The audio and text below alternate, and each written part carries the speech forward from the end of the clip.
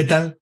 Bienvenidos a una conversación más del ciclo Arte, Política y Contracultura, El Mundo Hoy, organizado por el Centro de Estudios Postcoloniales de Goldsmith, parte de la Universidad de Londres, y por el Museo Universitario del Chopo de la UNAM.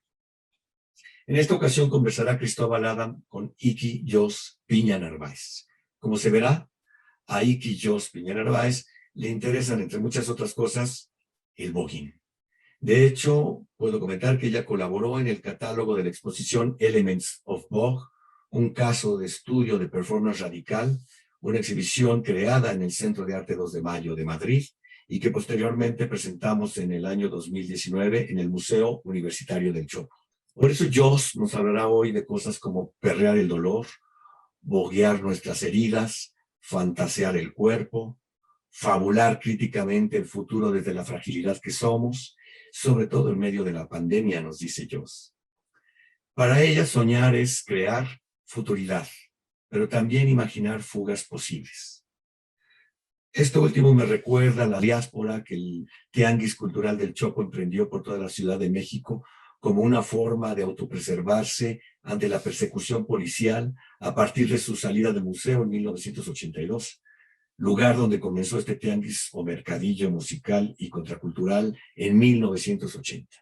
Y traigo esto a colación porque quizá las palabras de Jos o algunas de ellas en esta charla, dichas desde las negritudes caribeñas, los afrofuturismos y la migración, también puedan ser leídas en clave contracultural. Pensarnos en el futuro es ya una estrategia de crítica a la colonialidad, nos dice Jos, a quien también le interesan las economías sumergidas o subterráneas, la construcción de espacios posibles, así como las probables comunalidades. Palabras estas últimas que a su vez nos recuerdan las dichas por Walter Miñolo en una conversación dentro de este mismo ciclo días atrás, cuando habló de gobernanzas comunitarias contrapuestas a los estados nacionales.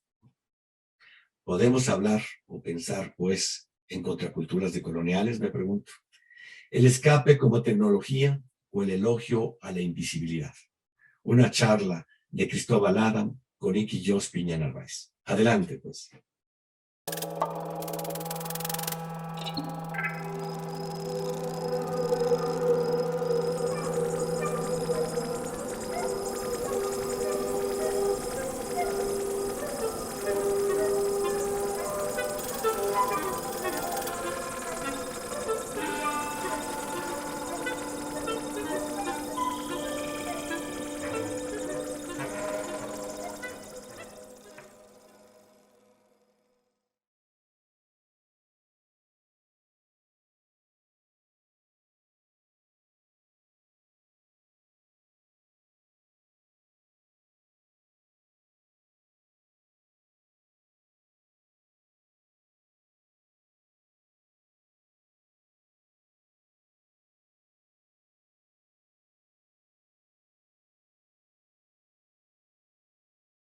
Soy Cristóbal Adam. Hace una semana tuve ocasión de hablar con Iki Jos Piña Narváez Funes, artista afrocaribeña, diaspórica, transfronteriza, dibujante y performer que investiga con su cuerpo cuestiones relacionadas con las negritudes caribeñas, el pensamiento negro radical, el tiempo Black Time. Forma parte del colectivo AYU de investigación y acción artística, con quienes diseñó el programa orientado a prácticas subalternas desarrollado en el Matadero de Madrid, y es autora de varios textos, entre ellos uno titulado No soy queer, soy negra, mis orishas no leyeron a Judith Butler. Esta conversación se enmarca en un ciclo de debates en torno al pensamiento anticolonial, la crítica a la blanquitud y a la cis heteronormatividad. En mi intercambio previo a la conversación con Jos, surgió un tema que nos pareció importante, el problema de la visualidad. Por eso esta conversación propone una reflexión en torno a una reflexión crítica en torno a la teoría queer, pero sobre todo es una crítica al régimen colonial de la visualidad y las matrices de poder en que se inscriben los cuerpos y las subjetividades no blancas, trans, travestis, disidentes sexuales y de género. Más allá de la reivindicación por la visibilidad, es un elogio a la invisibilidad. Como dice Joss, a la oscuridad como refugio de sanación. Les invito a que la escuchen.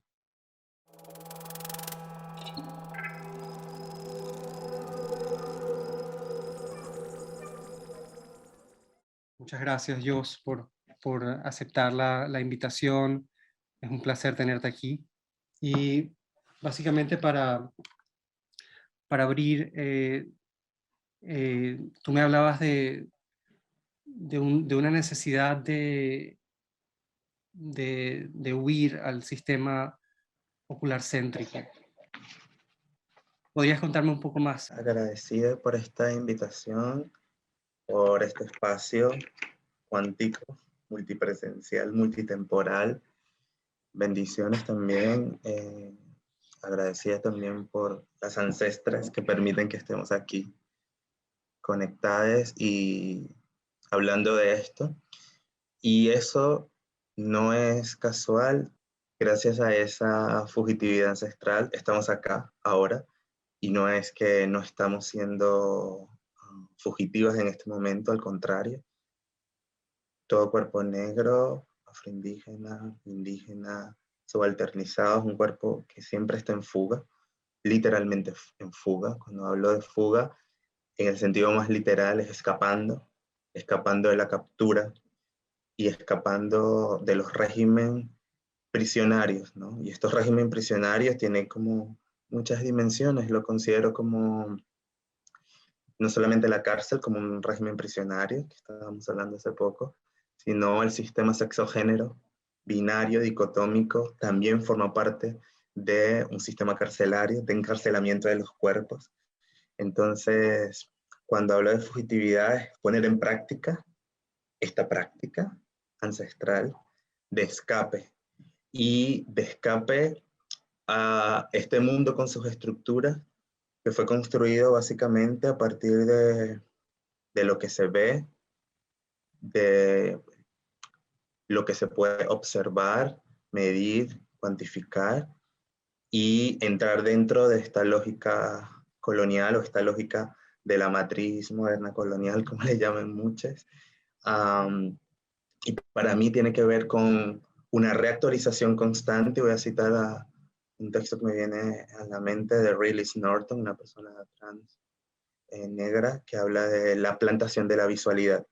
Es decir, esta matriz moderno-colonial es una plantación de la visualidad, que es este régimen oculocéntrico, es decir, la clasificación del mundo a partir de lo que se ve, de lo que es medible, de lo que es observable, y eso va en todas las escalas, ¿no? Como en la escala antropológica, en la escala médica, en la construcción del cuerpo a partir de la anatomía, del dimorfismo, ¿no? Y recuerdo también a María Lugones con este pensamiento. Entonces, para mí, la subjetividad del sistema oculocéntrico o al régimen de la visualidad o a la plantación de la visualidad es una forma ancestral de vida, ¿no? Como parto de este principio de invisibility matters, la invisibilidad importa, y qué pasa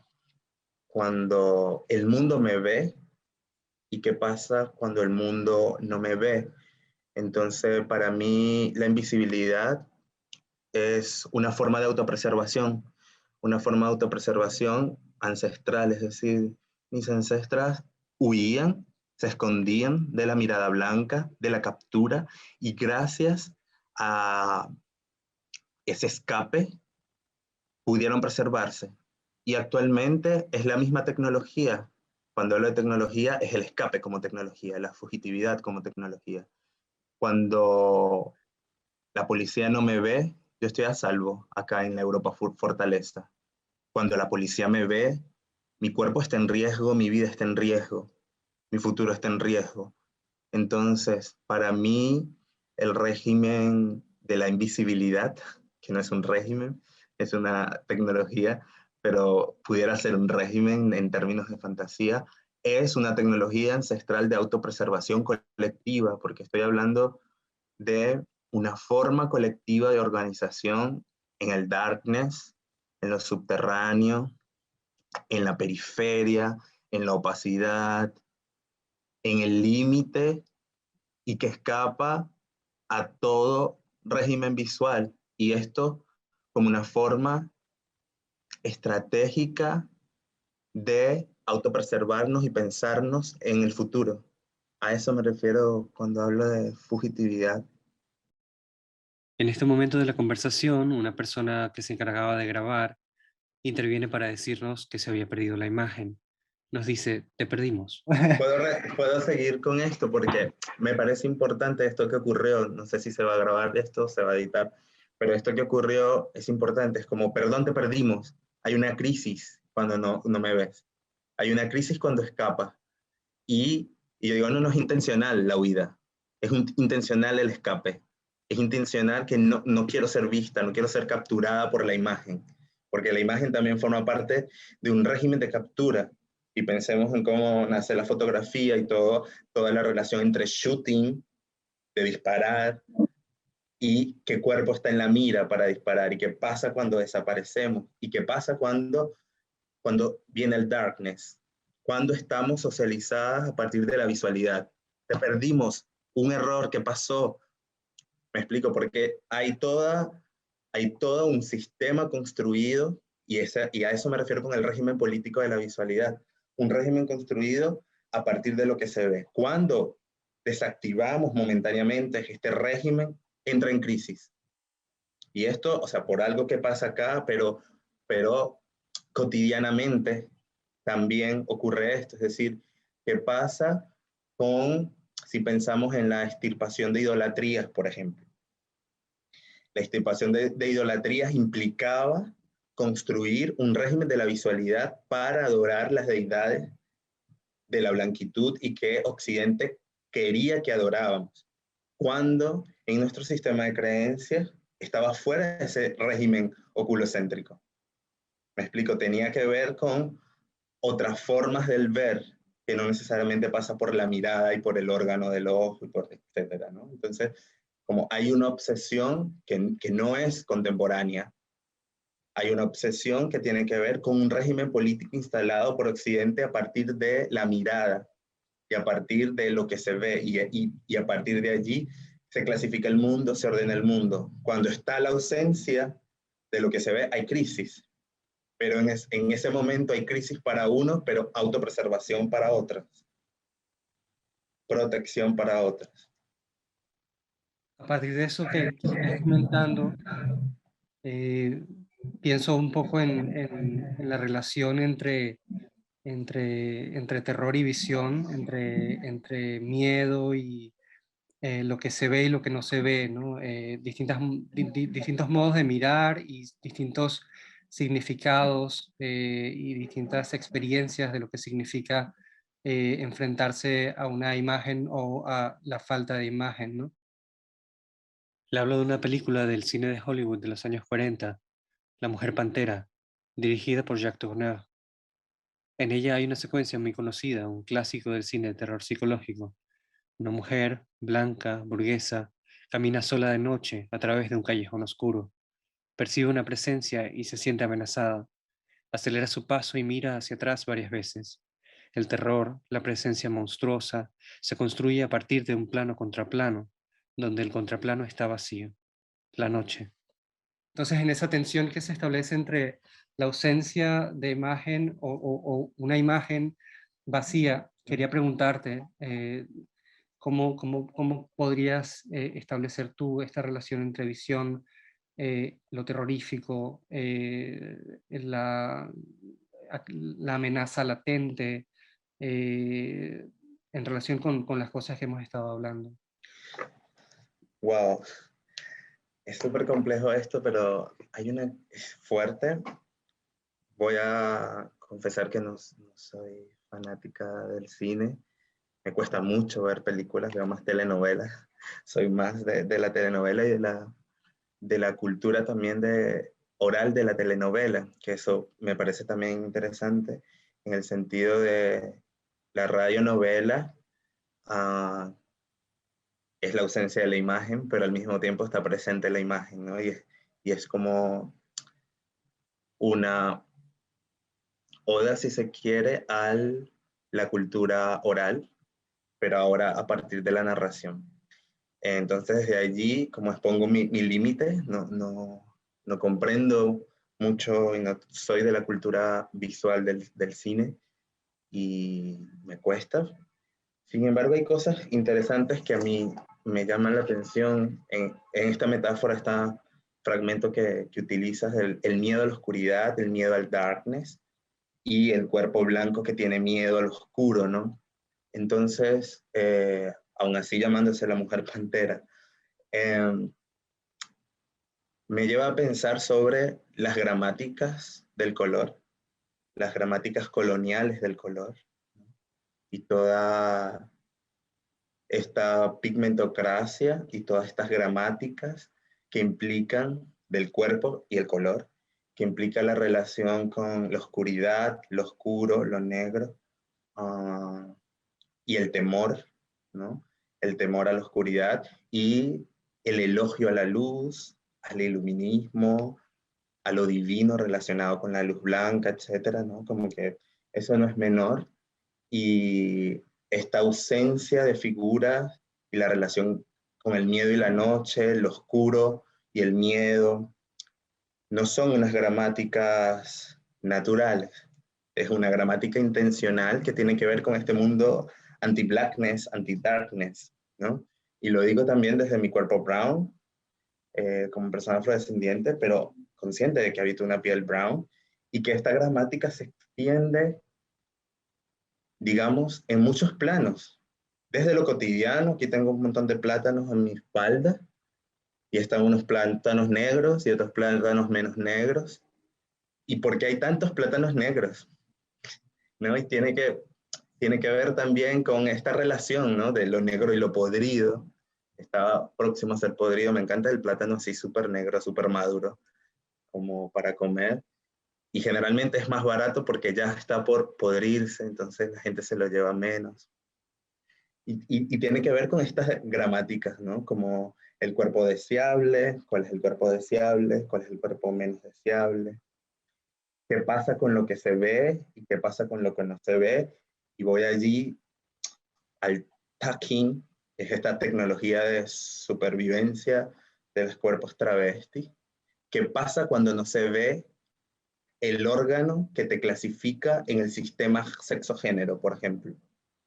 Ah, tienes pasabilidad, ¿no?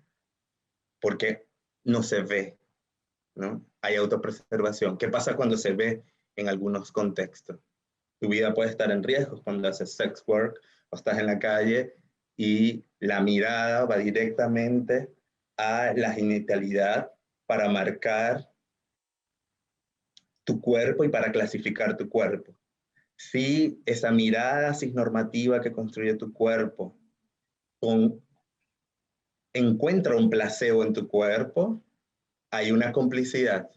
Si encuentra un elemento que lo desestructure en términos de esta lógica binaria de la matriz sexo-género, tu vida puede estar en riesgo. Entonces, ¿qué pasa cuando estás con talking, cuando no estás con talking, cuando estás truqueada, cuando no estás truqueada? Y lo lleva al cuerpo mismo, ¿no?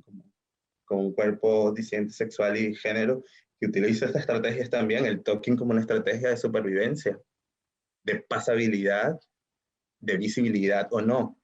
Y lo llevo también ahora a un territorio un poco desde las memorias del dolor también, ¿no? El malungaje, tienen que ver con estas embarcaciones, el malungo, estas embarcaciones de la trata esclavista, donde había la ausencia de luz y estaban cuerpos negros esclavizados, piel con piel, quizás sin verse, solamente oliéndose, escuchando la respiración, y eso permitía sentir que estaba junta, en unas condiciones de extremidad, de riesgo, en unas condiciones de tristeza, desasosiego, pero no se veía el cuerpo hermano, estaba ahí, se escuchaba, se sentía, se olfateaba, y eso era en el darkness, ¿no? En la oscuridad, en la ausencia.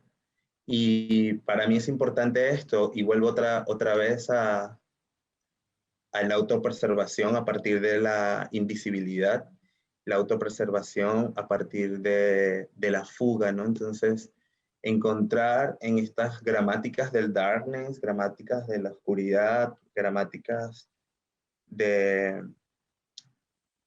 del escape, encontrar posibilidades, encontrar poesía, encontrar imaginación, encontrar refugio también. Y lo estoy como hilando porque estoy allí interseccionando sexo, género, racialización, ficción de racialización, es decir, ¿no? Como, ¿qué pasa un cuerpo travesti leído en la calle? ¿Qué pasa cuando está autopreservada? ¿Qué pasa cuando está tuqueada? Cuando no está tuqueada? Como, y estas cosas los hablo desde la carne también un poco, ¿no? Como son posibilidades de vida y al mismo tiempo son posibilidades de autopreservación para el futuro. Entonces es muy perverso esta lógica porque no escapamos. Siempre estamos en este juego de visibilidad, invisibilidad, visibilidad, invisibilidad, ¿no?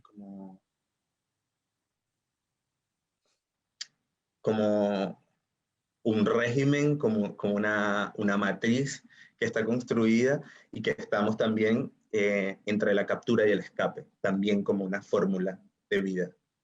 Captura por el régimen de la visualidad, escape del régimen de la visualidad. Y esto lo llevo al cuerpo, ¿no? Cuando estamos hablando del voguing, es decir, ¿qué implica unos TENS across the board? ¿Qué implica que te den los TENS? A pasar, ¿no? Literalmente, el passing. Entonces, esto es muy fuerte porque hay un checkpoint policial y cómo pasas ese checkpoint policial en el régimen de la visualidad. Cuando cumples con todos estos atributos de un cuerpo que se puede aproximar a la noción de humano, pero nuestros cuerpos, deshumanizados constantemente, no estamos en ese plano. Entonces, tenemos que entrar en el juego de la humanidad, en el juego de la visualidad, para obtener esos TENS across the board, para obtener esa máxima puntuación, si acaso, para lograr vivir y pasar el checkpoint, ir a la oficina de extranjería y hacer el trámite, ir al doctor. Es decir, como esta reflexión no es una reflexión que está en el plano inacible, es una reflexión desde el cuerpo cuando hablo de visibilidad, invisibilidad, autopreservación.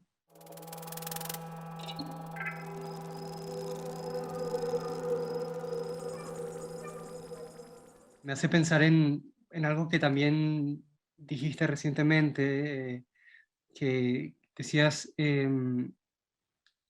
no hay una fuera de la colonialidad, y creo que es un poco lo que estás diciendo, es en esa relación constante entre el escape y la captura, entre la visibilidad e invisibilidad, se generan momentos de choque, de contradicción, momentos de, bueno, básicamente de luchas, de supervivencia, ¿no? Eh, y que todos esos momentos de choque eh, eh, suceden en un mundo eh, que es un sistema colonial, ¿no? Y un poco también pensaba en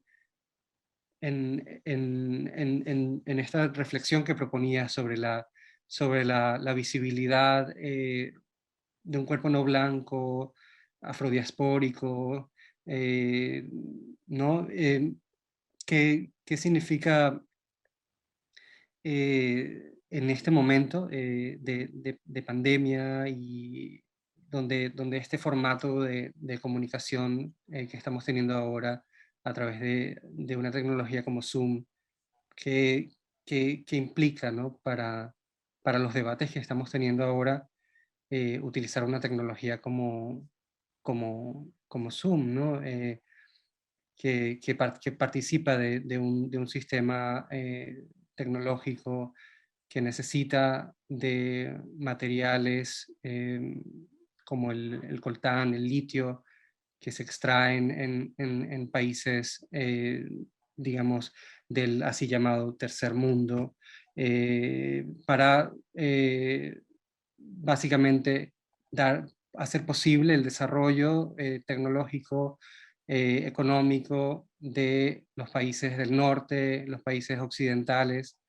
Entonces, en esos choques, en esas contradicciones entre la huida y el escape, entre el escape y la captura, entre la visibilidad y la invisibilidad, eh, lo que hay es economías sumergidas, ¿no? Economías sumergidas de tantos tipos, de los cuidados, de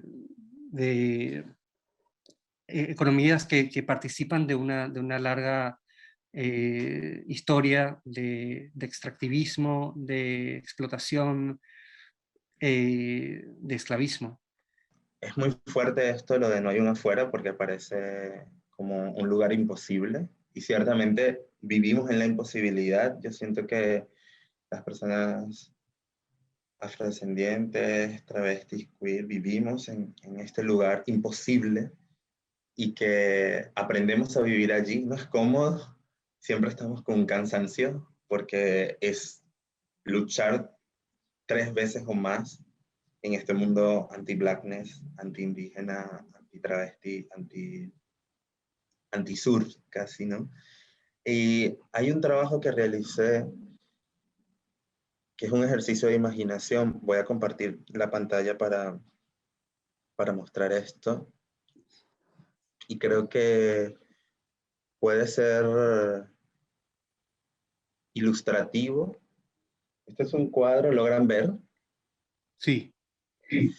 Es un cuadro que está en el Museo del Prado, aquí en Madrid, hecho en 1517, y se llama Milagro de los Santos Médicos Cosme y San Damián, ¿no?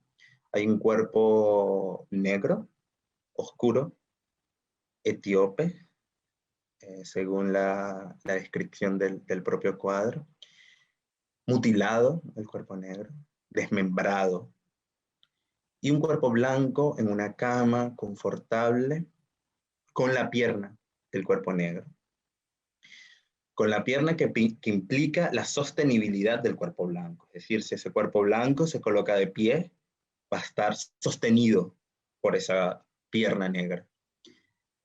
A mí esta imagen me parece muy fuerte eh, y explica para mí cómo funciona el mundo en términos de estas estructuras raciales de ordenamiento del mundo y cómo los cuerpos negros, desagenciados por la mirada blanca,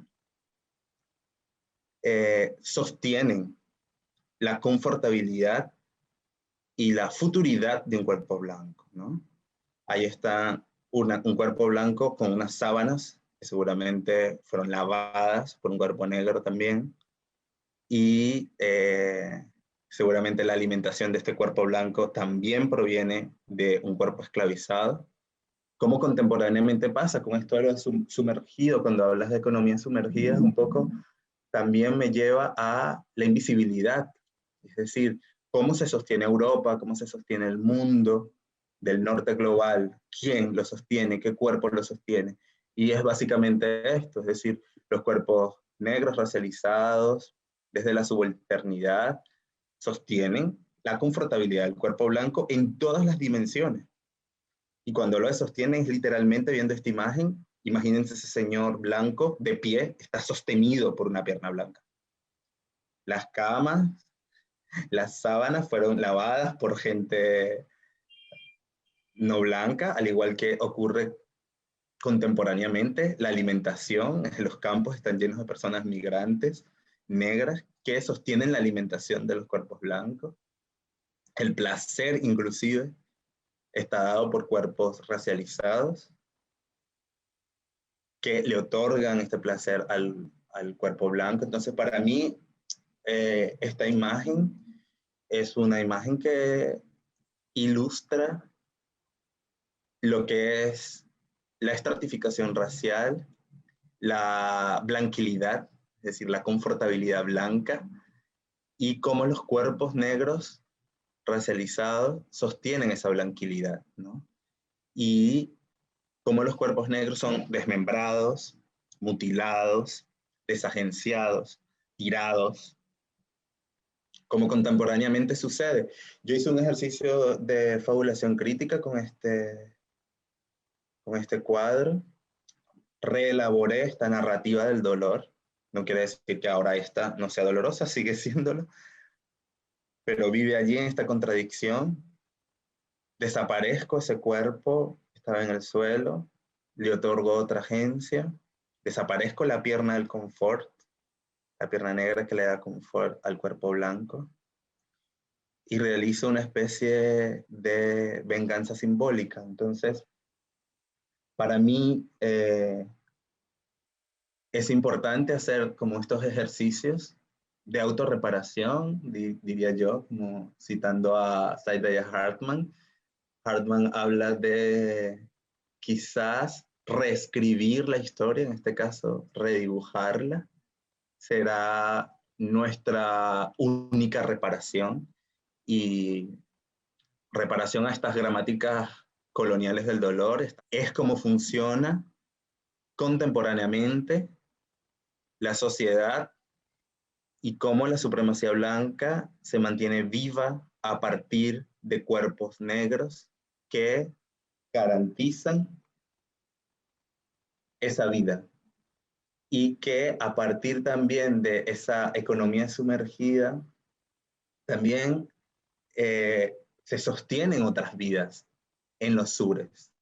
Es decir, como todo esto que implica las remesas, el envío de dinero, es una economía sumergida que sostiene otras vidas en el sur, y que hay toda una red en, en estas aguas profundas que se activa para sostenernos en el aquí, en el ahora, en el presente, en esta economía sumergida de la plantación, en esta neoplantación, y sostener otros cuerpos en nuestros territorios, y al mismo tiempo sostener a la supremacía blanca. Por eso digo que es un trabajo muy, muy cansador, cansativo, ya no sé cómo se dice, que deja mucho cansancio, y, y que implica un desgaste de nuestro cuerpo para sostener a la supremacía blanca, pero también a nuestros afectos, porque así también nos sostenemos desde estas economías sumergidas y desde lo subterráneo, desde el debajo de la tierra, desde el under, no sé si llamarlo desde esta subcultura, pero es una tecnología ancestral, vuelvo a tomar esto, para la autopreservación, y innecesariamente para la preservación también de la supremacía blanca. Es complejo esto, es contradictorio, porque estamos haciendo estos trabajos para sostener a la supremacía blanca y para sostener a nuestra propia familia. Entonces, es contradictorio, es paradójico, y es así nuestra vida, contradictoria, paradójica, difícil.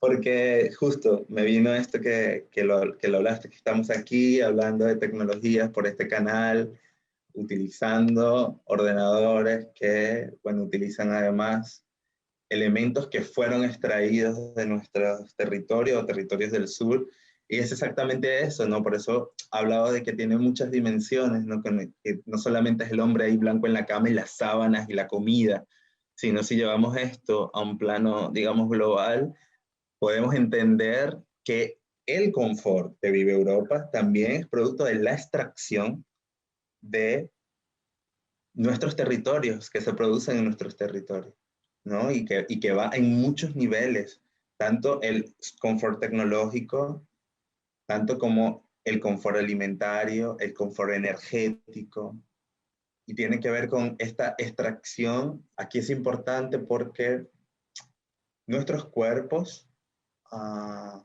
son materias, son cuerpos que están en la subhumanidad, y literalmente en la subhumanidad, es decir, cómo se extrae el coltán, el litio, el cobre, el carbón de la tierra, desmembrando la tierra, que también es una entidad viva, desmembrando la montaña, desmembrando la mina, así como se desmembra un cuerpo negro como el de la representación. Porque el cuerpo negro, el cuerpo indígena, está en el mismo plano para la supremacía blanca, ojo, que cualquier elemento de la tierra. Es decir, no es un cuerpo humano, es un elemento extraíble, es un elemento canjeable, así como canjeo el oro por otra cosa, canjeo este cuerpo negro por otra cosa. Es un cuerpo desmembrable, tal cual se desmiembra la tierra. Me explico, estamos ahí en ese plano. Y ese desmembraje implica construir toda una arquitectura de confortabilidad para el norte o los nortes globales. Y eso conecta con la pregunta que te quería plantear, que tiene que ver con arquitecturas, con infraestructuras, con tecnologías y con lo que está detrás de las tecnologías, ¿no? Ahora mismo tenemos esta imagen que es rectangular, donde nos vemos pues a partir de una parte del cuerpo, ¿no? Y que de alguna manera condiciona el modo en que se está dando esta conversación. Eh, Utilizamos sistemas, utilizamos interfaces, ¿no? Y aquí hablo precisamente de, de, de, mm, de que las interfaces es precisamente entre un rostro y otro, ¿no? Y entre una mirada y otra mirada, ¿no? Eh, pero que, pero volviendo a la cuestión de que la mirada blanca, la mirada racista, contiene esas violencias y reproduce esas violencias también en los modos de mirar, en los modos no solamente culturales, sino también tecnológicos, en los modos en que las tecnologías son desarrolladas, en los sesgos raciales, sexistas, que subyacen al desarrollo de las tecnologías, ¿no? Y que dan principio a las arquitecturas, a las infraestructuras. Quería preguntarte por esta cuestión, ¿no? Y cómo también todo esto tiene que ver con sistemas de vigilancia y de control y de eh, sistemas de reconocimiento biométrico facial, ¿no? Como las identidades, las subjetividades eh, forman parte o se introducen dentro de este sistema tecnológico de control y de vigilancia. Sí, hace poco hablábamos del Estado-Nación. A mí me gusta hablar del Estado-plantación, como la neoplantación, entender este Estado como una extensión o una plantación reloaded con tecnologías más afinadas de control de los cuerpos negros, como en la plantación, cuerpos racializados, y como el, el complejo industrial de prisiones se extiende a un Estado-nación. Es decir, existen las prisiones, pero el Estado-nación es una prisión en sí misma, una prisión con tecnologías de control, de captura. Y más en estos momentos de pandemia, que también hay todo un control biopolítico de nuestros cuerpos. Y que esto lleva obviamente a una gobernanza de quién tiene la posibilidad de vivir y quién no tiene la posibilidad de vivir.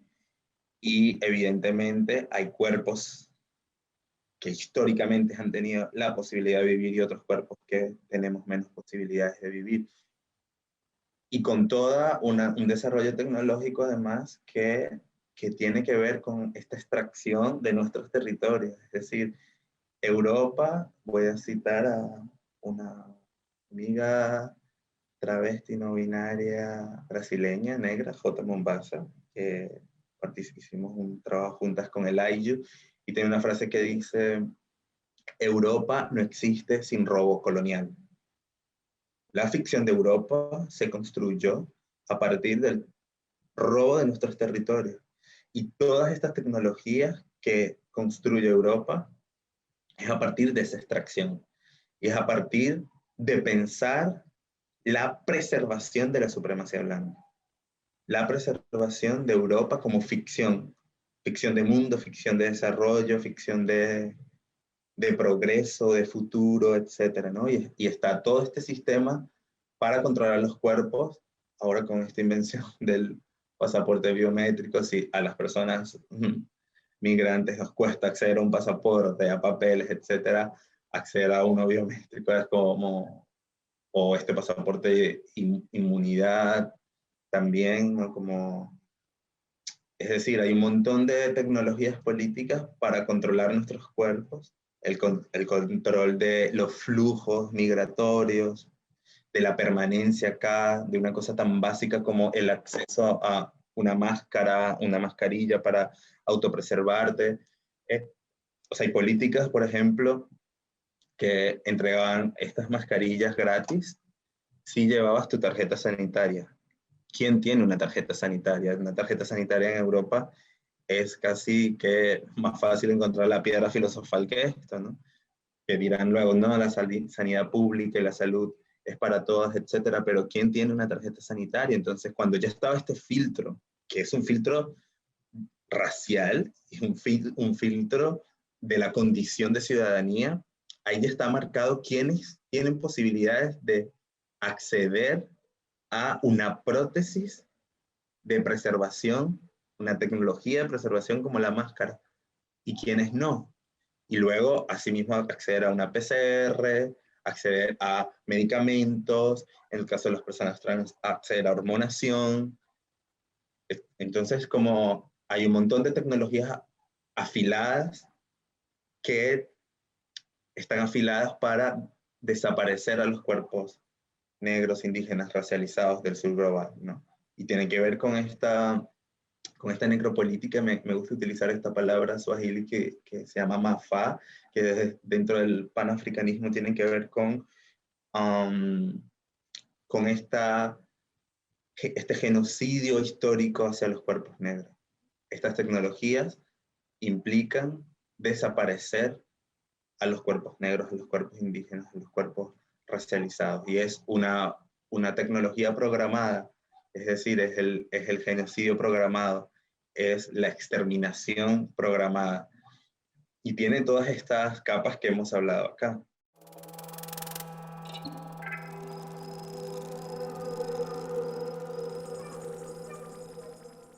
Hablabas de la ficción de progreso y de futuro y de cómo toda esta economía extractiva, sumergida,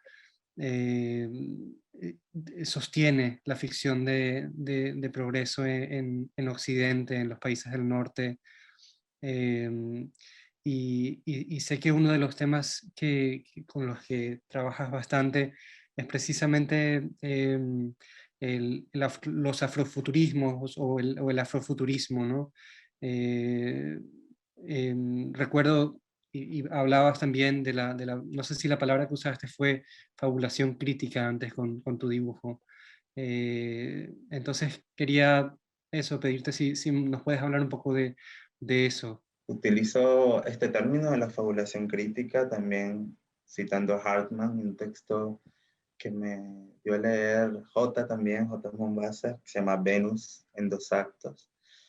Y también por el trabajo que venía haciendo con el AIYU, que venimos haciendo de revisión de los archivos coloniales, revisión de las crónicas de India, revisión de la escritura colonial y este lugar de imposibilidad, ¿no? Como que narrar nuestra historia a veces está narrada y mediada por la palabra, por la voz, por la visión de los blancos y de los cronistas, ¿no? Recuerdo los grabados de Theodore de Bry, que los utilizábamos en el AIYU, son grabados desde la fantasía colonial, que fueron realizados por Theodore de Bry, que nunca estuvo ni siquiera en territorios de Abya Yala. Entonces están estos grabados del aperreamiento a partir de su fantasía. Entonces genera toda una visualidad, genera toda una cultura visual y genera toda una historia y una narración de la historia a partir de este delirio y esta ficción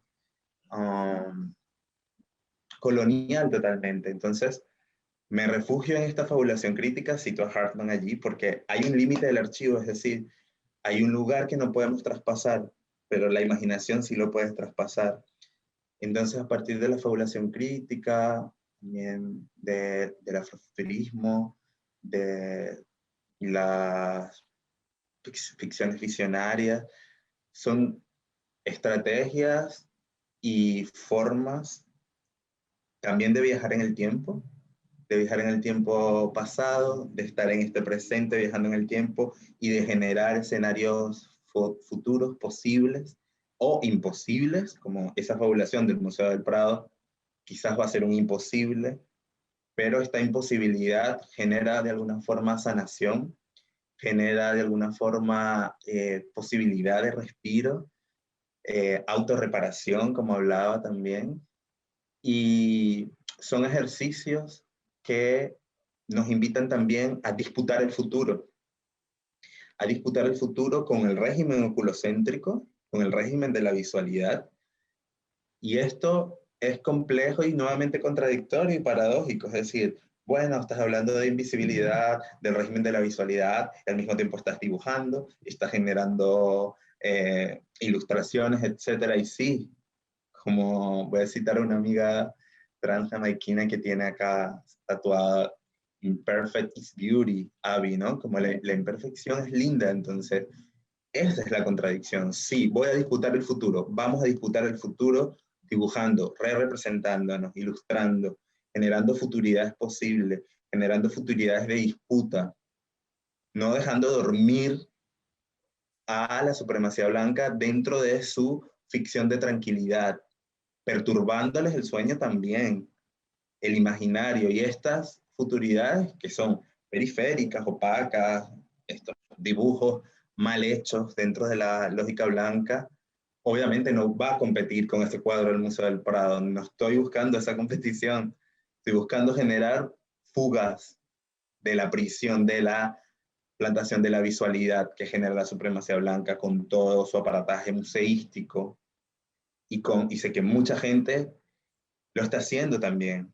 Disputar el futuro a partir de la visualidad, de la oralidad, de generar otras representaciones, entonces el afrofuturismo, la fabulación crítica, son estrategias y herramientas que utilizamos para esto, para traspasar los límites del archivo, para disputar el futuro, para recrear nuestros cuerpos desde otra sensibilidad y desde otra subjetividad, y no recrearlos desde esta lógica de la supremacía blanca que genera también dolor, ¿no? Ese cuadro, de ver ese cuerpo desmembrado allí, me genera dolor y a mí me genera otra satisfacción verlo redibujado desde otra forma. Quizás a otras personas también les genera otra sensación, etcétera, pero es indiscutible que es una representación hegemónica frente a una representación bastarda, espuria, liminal que estoy realizando yo. ¿Me explico? Entonces, utilizo estas fantasías para escapar. Mientras hablabas de eso, pensaba un poco en una tradición también, o bueno, toda una historia de relación con las imágenes, Sí. la iconoclasia, ¿no? De alguna manera en el momento en que intervienes, en que borras, en que quemas o quitas una parte de la imagen del Prado, ¿no? De alguna manera hay una relación que es iconoclasta, que se relaciona con esta cuestión de la iconoclasia y de la relación con los iconos, en, digamos, y también cómo eso se relaciona con el culto, con el culto a las deidades, a la relación espiritual con las imágenes, ¿no? Con la representación de las deidades, la representación visual de las imágenes. Y quería preguntarte por este tema en relación o sea, cómo se relaciona la negación de la visualidad o la búsqueda de la invisibilidad con la memoria ancestral y con el culto a las deidades, ¿no? Con el terreno de la vivencia espiritual, ¿no? Esto me toca mucho porque, es decir, como es muy fuerte y muy difícil escapar del régimen de la visualidad, sobre todo cuando, cuando esto implicaba una imposición colonial, básicamente, ¿no? A mí me pasaba cuando era peque que mi padre me decía, este es el Eguá, y me mostraba una figura de el Santo Niño de Atocha, que yo nunca relacioné a Atocha con la ciudad de Madrid y con la iglesia de Atocha, solo cuando aterricé, pero me decía, el Eguá es esto, pero también es esto, y me mostraba un coco o una imagen con caracoles, etcétera, pero también es esto, los caminos. Entonces era como difícil entender eso. Ahora logro, como con mayor recorrido de vida, comprender esto de la imposición a la adoración de imágenes y cómo en nuestra cabeza, de alguna forma, existían otras representaciones. Es decir, el amo blanco obligaba a adorar a un cuerpo blanco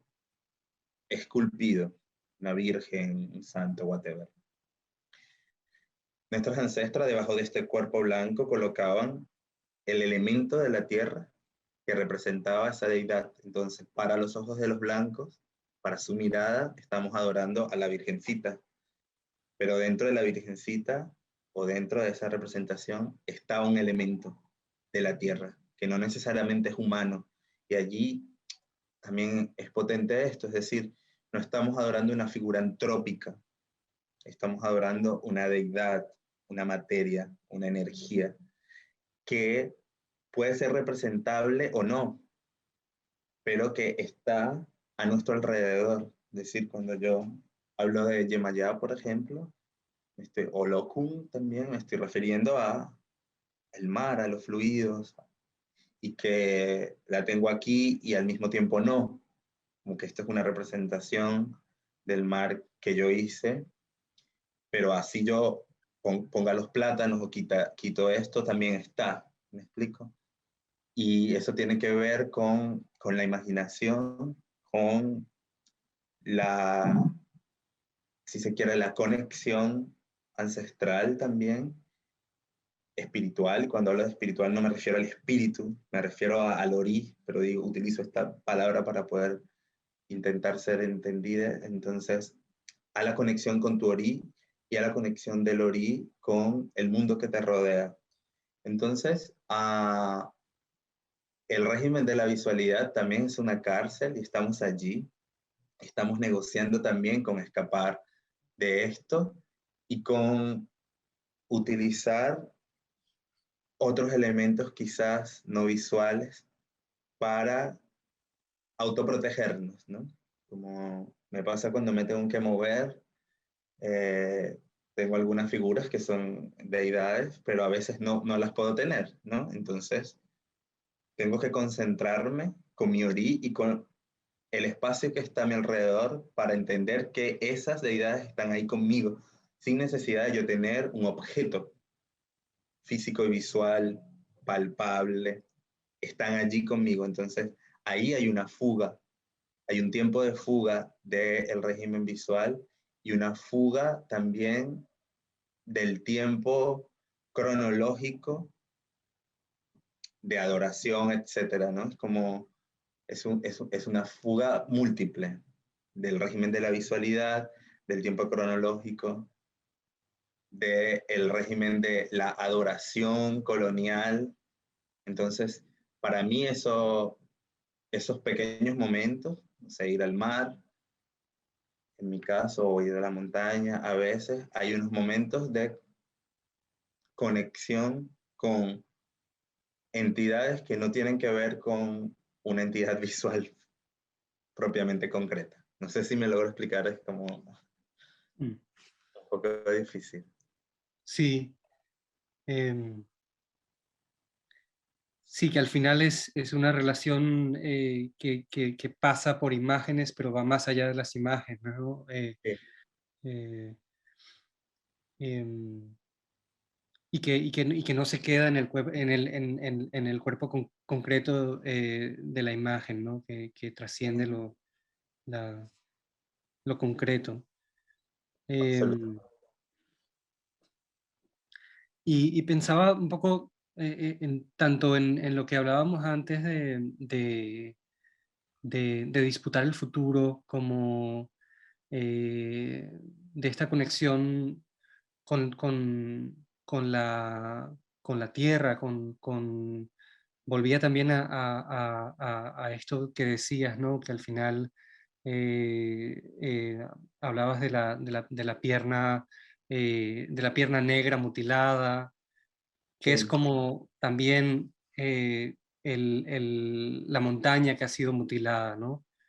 Y esa relación espiritual con la tierra que se pone por debajo de la Virgen, eh, que te conecta con eso que es invisible, pero que está allí, que te conecta con lo espiritual. Eh, con, y aquí entre interrogantes, con lo común. No sé si la palabra es lo común, pero o lo que tenemos en común la montaña y las personas humanas o los humanos. Lucrecia Masson, que forma parte del colectivo Aiju también, estamos dando una clase en, el, en la Trienal de Frestas, un programa orientado a prácticas subalternas, que es un espacio de discusión crítica sobre crítica colonial, etc. Citaba a Berta Cáceres, que además se cumplía, se conmemoraba años de su siembra, ¿no? No de Ujú, su desaparición. ujú, Y había una frase que me resonaba mucho en el cuerpo, que era: esta lucha la vamos a ganar, me lo dijo el río. Y me lo dijo el río tiene que ver con darle la entidad que merece el río, que merece el mar, y estar en el mismo plano. O sea, estoy conversando con el río, así como cuando voy al mar a conversar con el mar. Me parece hermosa como esta frase, luchadora social, defensora del territorio, y además muere defendiendo el territorio, y cómo entra en diálogo con el entorno, con la materia, al igual que su cuerpo, es decir, un cuerpo en el plano de la no humanidad, para la mirada blanca, es el cuerpo de Berta, y el río, dos cuerpos del cual se puede extraer para ser capitalizable.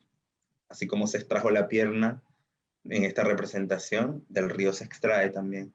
Entonces, esta frase para mí es eh, muy potente, hermosa, y tiene que ver con esto, con entender el mundo más allá de la lógica antropocéntrica y entender también nuestro futuro más allá de esta lógica uh, humanoide. Es decir, cuando hablamos de... No dialogo mucho con esta idea de lo común, es una idea que se utiliza mucho acá en Europa también, y para mí es como, no sé, me lleva a lo universal, ¿no? Como todo es común, no hay diferencias. Voy a pensar en una forma de organización ancestral que comentaba Gladys Tzutzul. Gladys Tzutzul es una maya quiché y habla de comunalidad, y la comunalidad como una forma de organización también ancestral y de entenderte con el territorio y entender también tus historias, eh, y tus historias ancestrales y tus memorias, y a partir de allí construir espacios posibles, ¿no? Uh, espacios también de futuros posibles, y que entre en una en una forma de organización también como eso, sumergida, subalternizada, periférica, que quizás no es la lógica de los estados-naciones, los estados modernos, ¿no? Esto sin ánimos también de romantizar, sabemos que nuestras comunidades son complejas, nuestros territorios son complejos, hay también contradicciones, hay también pugnas, diferencias y cosas irresolubles, hay dolor. Sin embargo, creo que estos también son caminos de fuga, ¿no? Entender estos procesos como unos caminos de fuga a los caminos hegemónicos, el Estado-Nación, la prisión, el régimen de justicia, el régimen de verdad, el régimen lógico, la construcción lógica, epistemológica, entender otras formas comunales de existencia y de soñar, de futuridad. Hace poco estamos con varias amigas queer, travesti, sin casa, buscando cómo vivir. Y hicimos una canción y nos hicimos casas de cartón. Y nos colocamos las casas de cartón en la cabeza y empezamos a cantar Tranny Tranny House, We Need House, Tranny Tranny House, We Need House, ¿no? Como un mantra.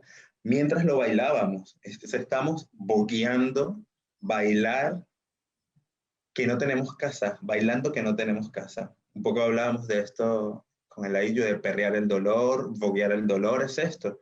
No tenemos casa, personas migrantes, queers, no tenemos casa, no tenemos papeles, no tenemos acceso a la salud.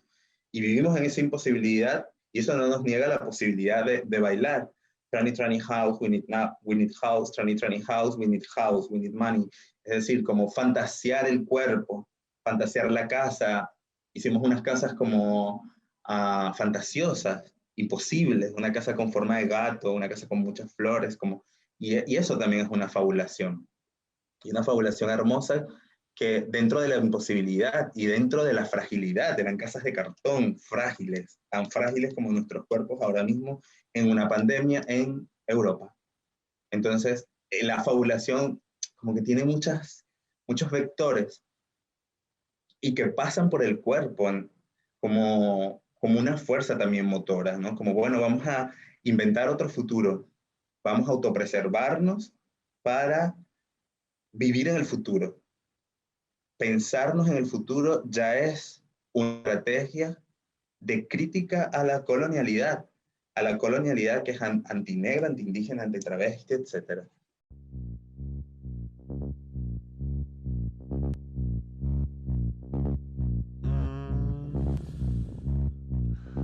It's Tranny from Tranny House. We are here because we are not queer. We are Tranny Tranny House. We need house. Tranny Tranny House. We need house. Tranny Tranny House. We need house. Tranny Tranny House. We need house. Tranny Tranny House. We need house. Tranny Tranny House. We need house. Tranny Tranny House. We need house. Tranny Tranny House. We need house. We need. We need. We need. We need. We need. We need. We need. We need house. We need house.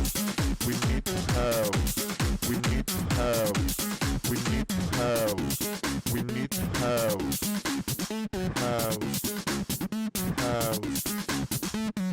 We need money, we need a house. We need money, we need a house. We need money, we need a house.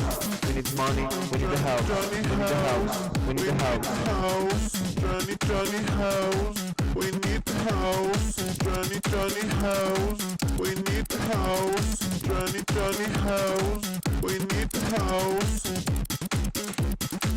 We need house. We need house. We need house. We need house.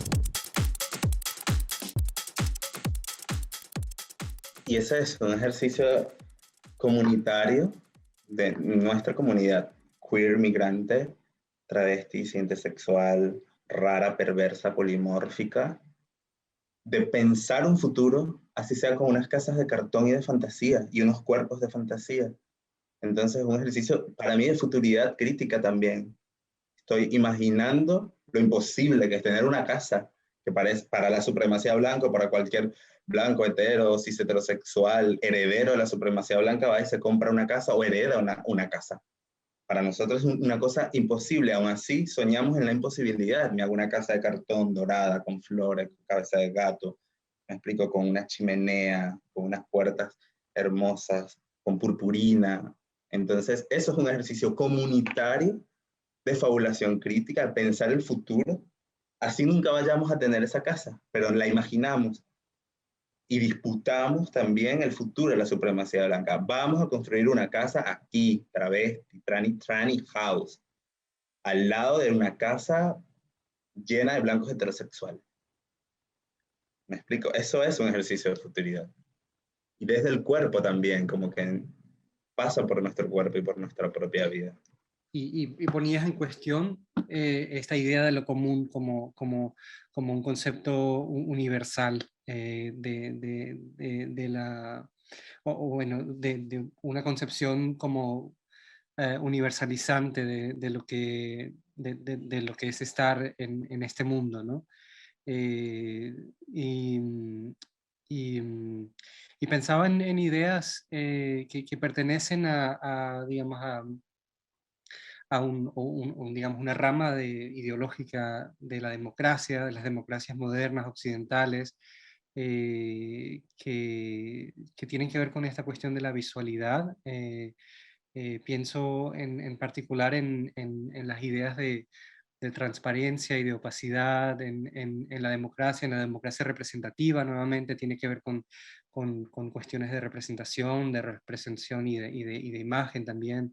Eh, y, y de cómo es esa relación entre la transparencia, el mostrar lo que significa las personas que representan a la totalidad, a la totalidad, esa universalidad, cómo se relacionan con estos actos comunitarios que en realidad son muy distintos de, de esa idea de administración, de lo público, de la gestión pública, de las políticas públicas y de la visión del Estado, ¿no? Vuelvo a pensar en la comunalidad y en hacer una comunalidad y que la hacemos, ¿no? Somos un grupo de personas travestis, disidentes sexuales que nos juntamos para vivir sin las lógicas de la representación, de la representatividad, inclusive de la lógica de la visualidad. O sea, como estamos construyendo esta comunalidad travesti, esta comunalidad rara, y esta comunalidad migrante para vivir y con unas lógicas muy distintas, ¿no? Una ética muy distinta a la lógica del Estado, es decir, el Estado es asesino, el Estado es carcelario, el Estado es heterosexual, falocrático. Entonces, nuestra futuridad es todo lo contrario a eso, es escapar de eso. Y estos pequeños ejercicios de comunalidad es buscando otras formas de justicia, otras formas de amor, otras formas de alimentarnos y de imaginación, como disputar nuestra existencia en torno a esta prisión, disputarlas en otros planos. Entonces, para mí el voguing mucho es esto también, ¿no? Como, o estos encuentros afectivos, estas comunidades afectivas, comunidades políticas, porque entender que desde el travestismo, desde el baile, desde la performance, estamos haciendo política, estamos inclusive disputando el espacio, es decir, salir a grabar este video era disputar el espacio con el heteromundo, con la supremacía blanca, con la policía, y es ponernos en riesgo también, pero estábamos juntas.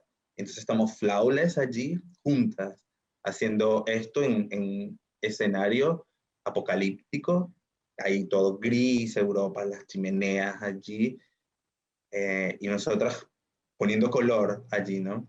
Con nuestro dolor, con nuestros problemas, con nuestras imposibilidades y generando comunalidad y formas otras de existencia, paralelas, sumergidas y que no tienen nada que ver con este Estado o con las lógicas del Estado-nación.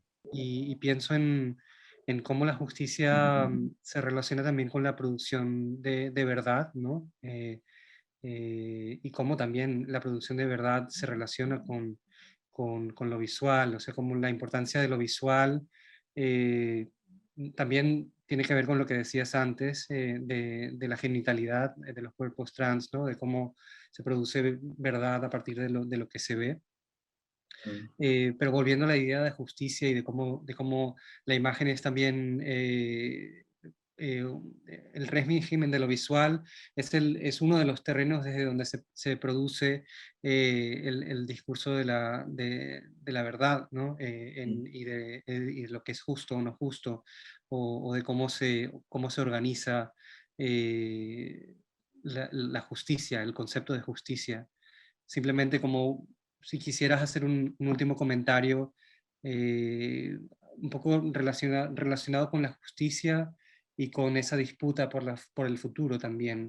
Pensamos en eso, en inclusive justicias restaurativas, colectivas, reparativas, con responsabilidad ética, política, y esto lo digo así desde la palabra, pero también desde la práctica, es decir, no buscamos una justicia punitivista, castigadora, de la cultura de la cancelación inclusive, que tiene que ver con un régimen prisionario, con un régimen del ostracismo, además, como de apartar a un cuerpo. Esto es difícil, obviamente, es tenso, es complejo, es contradictorio, pero siento que son prácticas sumergidas, prácticas en la opacidad, una justicia restaurativa, colectiva, que es muy difícil que la gente lo pueda comprender a veces, es muy difícil que se logre reparar o sanar cuando hay dolor también. Pero es un intento, ¿no? Como siempre pongo este ejemplo de si tengo un jarrón acá y se parte, lo parto, puedo decir lo siento, puedo intentar restaurar este jarrón, pero nunca lo voy a restaurar completamente, va a quedar agrietado, va a quedar con otra forma y va a quedar el dolor de que me rompiste el jarrón, pero hago un intento de reconstruir o generar otra cosa con ese jarrón, ¿no? Quizás pueda ser un mosaico o otra composición que te pueda generar como una satisfacción también. No va a reparar el dolor del pleno, no vas a olvidar ese dolor, pero transitar el dolor, transitar la incomodidad, aceptar algún gesto de reparación de ese dolor es importante, y esto que se construya colectivamente. Estoy hablando también desde la práctica muchas veces. Un poco es ponerlo en práctica. Difícil es hacerlo, pero es generar posibilidades autorreparativas, posibilidades colectivas de sanación. Aquí recuerdo una amiga travesti negra de Brasil que dice que tiene un trabajo sobre el cuarto de cura y habla de Brasil como el trauma. Es decir, Brasil es el trauma en tanto Estado-nación, reproductor de la colonialidad, etc. Entonces, ¿cómo encontrar la sanación? Y la sanación no a nivel de superación del trauma, ¿no? Sino porque vas a vivir con el dolor y el trauma al mismo tiempo. Y vas a vivir con el dolor también, pero buscando la sanación. Es un poco esto de Tranny Tranny House, es decir, no tenemos casa, pero estamos bailando, no tenemos casa. Entonces, es importante esto, entender la contradicción en estos procesos de justicia también, y en estos procesos de sanación colectiva, con todas las contradicciones que esto tiene.